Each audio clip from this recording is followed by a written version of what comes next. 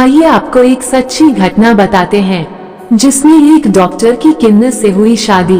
उत्तर प्रदेश का एक जिला है मुरादाबाद, और मुरादाबाद का ही एक थाना लगता है ठाकुरद्वारा। दरअसल इस इलाके का एक गांव है और उस गांव के रहने वाले एक मशहूर डॉक्टर साहब, जिनकी उम्र लगभग 40 साल के आसपास हो जाती है। मरीज जब भी इनके पास आते थे तो कुछ लोग मस्करी में भी उनसे कहते थे कि डॉक्टर साहब तो उम्र थोड़ी ज्यादा हो गई है, शादी क्यों नहीं कर लेते। तो डॉक्टर साहब कहते हैं कि हाँ, जब कोई रिश्ता आएगा तो जरूर शादी कर लेंगे। अब डॉक्टर साहब का पूरा ध्यान जो था अपने काम में था, और कब उनकी उम्र 40 साल हो गई। डॉक्टर की शादी के लिए आया रिश्ता, उन्हें इस बात का पता ही नहीं चल पाया। और एक दिन ऐसा होता है कि उनका एक दूर का रिश्तेदार होता है। वह दूर का रिश्तेदार उनके पास एक रिश्ता लेकर आता है। कहता है कि एक लड़की है जो बहुत खूबसूरत है, बहुत अच्छी है, जो कि जिला बिजनौर का थाना अफजलगढ़ लगता है, उसी का एक गांव है, वहां की वो रहने वाली है। डॉक्टर साहब कहते हैं कि मुझे तो कोई एतराज नहीं है, एक बार लड़की का अगर फोटोग्राफ मिल जाए तो उसके बाद फिर आगे की बात आगे करते हैं। जैसे ही बिचौलियों को ये बात पता चली, बिचौलियों ने फोटो का इंतजाम किया, डॉक्टर साहब को दिखाया, और डॉक्टर साहब ने जैसे वो फोटोग्राफ्स दिखा तो वो शादी को लेकर मना नहीं कर पाए।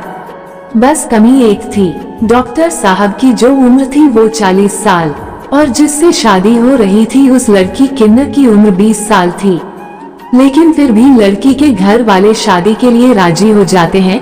और फिर डॉक्टर की किन्नत से हुई शादी, डॉक्टर की किन्नत से हुई शादी। और शादी की पहली रात जब वो सुहागरात मनाने जाते हैं तो लड़की सुहागरात मनाने से इनकार कर देती है। लड़की बोलती है कि मेरी अभी दवा चल रही है।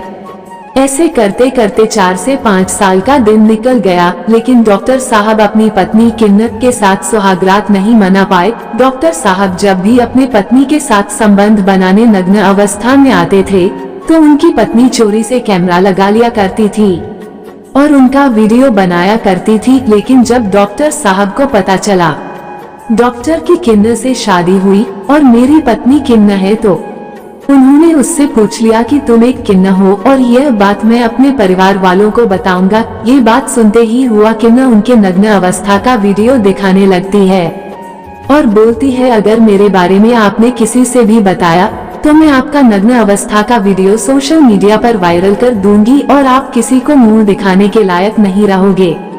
डॉक्टर साहब डर जाते हैं और किसी से कुछ नहीं बोलते हैं, और उसी दिन से उन दोनों के बीच मारपीट का सिलसिला शुरू होता है। 6 अगस्त 2023 का ये वाक्य है। उस महिला ने अपने पति की कुछ ज्यादा ही पिटाई कर दी। पिटाई करने के बाद अपने पति से कहा कि मुझे 20 लाख रुपए हर हाल में चाहिए।